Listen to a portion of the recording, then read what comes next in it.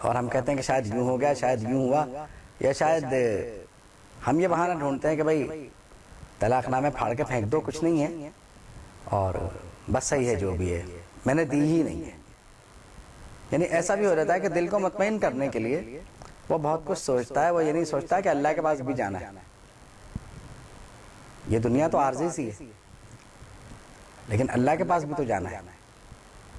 تو اپنے لیے خود ہی فتویٰ دے لینا یہ ذرا مناسب نہیں ہے۔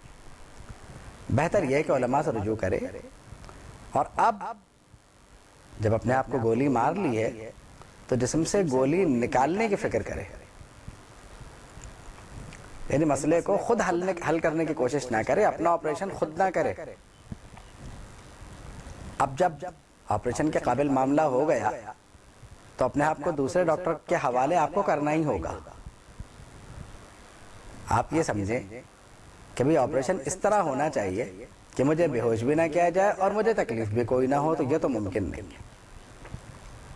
اس لیے آپ نے دیکھا کہ زبان کا زخم کتنا گہرا ہوتا ہے۔ یہ سارے قوانین اس لیے ہیں کہ آپ کی زبان نے ایک ایسا لفظ استعمال کر دیا کہ جو آپ کو نہیں کرنا چاہیے تھا۔ تو زبان کا جو زخم ہے، اس کا نقصان اور اس زخم کا بھرنا یہ بڑا مشکل کام ہے۔ یعنی زبان کے نقصانات میں سے یہ بھی ہے نا کہ آپ لفظ طلاق کا خواہ استعمال کریں۔ آپ دیکھیں زبان کے استعمال سے آپ نے نکاح قبول کیا تو نکاح ہو گیا، زبان کے استعمال سے آپ نے طلاق دی تو طلاق ہو گئی۔ تو کئی چیزیں آپ دیکھیں گے اور غور کریں گے تو کئی باتیں آپ کو سامنے نظر آ جائیں گی۔ تو اب جو آپ نے کہا ہے اس پر آپ عمل کریں یا نہ کریں، اس کا اثر تو مرتب ہو گئی۔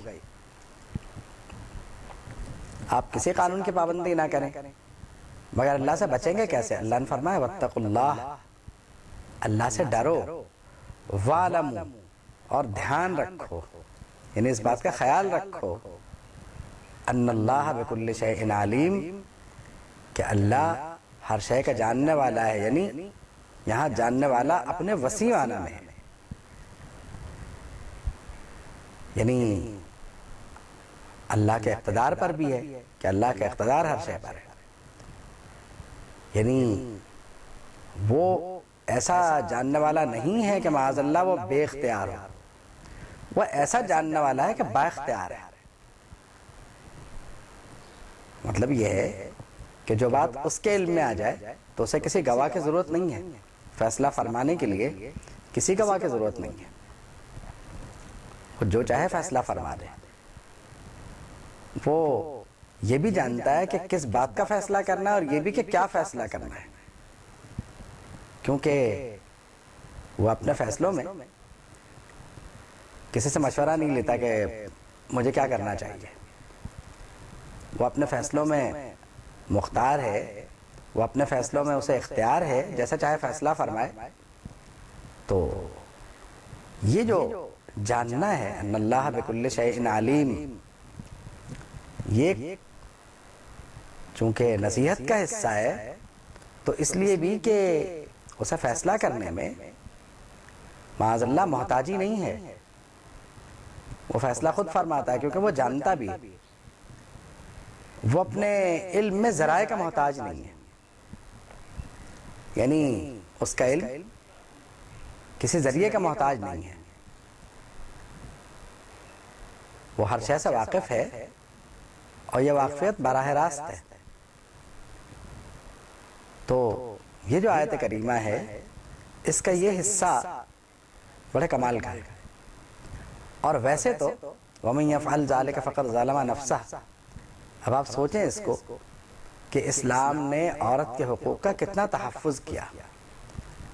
قرآن مجید میں ایک آیت کریمہ کے حصے سے پوری کتاب مرتب ہو سکتی ہے آرام سے۔ تو اسلام نے عورت کے حقوق کا کتنا پاس رکھا اور کتنا تحفظ فرمایا اسے، اور کتنا تحفظ فراہم کیا، اور اس نے یہ بتایا کہ اپنے حقوق کے معاملے میں یہ کمزور نہیں ہے۔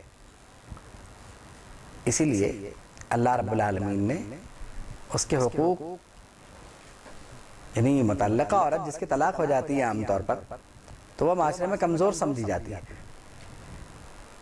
اسلام نے اسے اس لحاظ سے طاقتور بنا دیا کہ اس کے یہ رائٹس ہیں اور آپ کی یہ ڈیوٹیز ہیں کہ آپ کو یہی کچھ کرنا ہے جو کہا جا رہا ہے، ورنہ یہ سمجھا جائے گا کہ آپ نے اللہ کے آیات کا مذاق اڑایا معاذ اللہ.